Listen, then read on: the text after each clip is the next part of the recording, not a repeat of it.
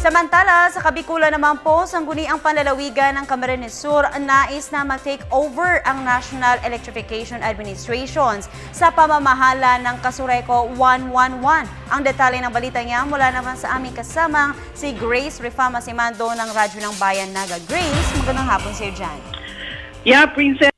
Solusyon ang ipinasa unanimously ng sangguniang panlalawigan ng CAMSUR na humihiling sa National Electrification Administration na i-take over na ang pamamahala sa Camarines Sur 3 Electric Cooperative para sa mas maayos at matinong serbisyo ng kuryente sa 5th District.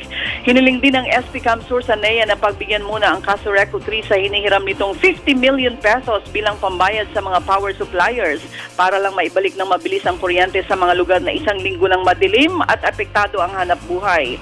Matatanda ang noong nakarang Huwebes pa pinutol ng National Grid Corporation ang supply ng kuryente sa Kasureco 3 na sumasakop sa mga bayan ng 5th District at ito ay ang Bula, Baaw, Iriga City, Nabua, Bato, Buhi at Balatan.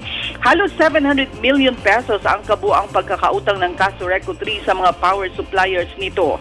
Sinang-ayunan naman ni Governor Mix Villafuerte ang hiling ng sangguniang panlalawigan na mag-take over na ang NEA. Pero ang CAMSUR Chamber of Commerce and Industry ay nais na subukan muna ang sistemang cooperative to cooperative. Ibig sabihin, maaaring isalin sa ibang mas matinong kooperatiba ang pamamahala ng Kasureco 3. Radyo ng Bayan Naga, Grace Rifama Simando para sa Telebisyon ng Bayan.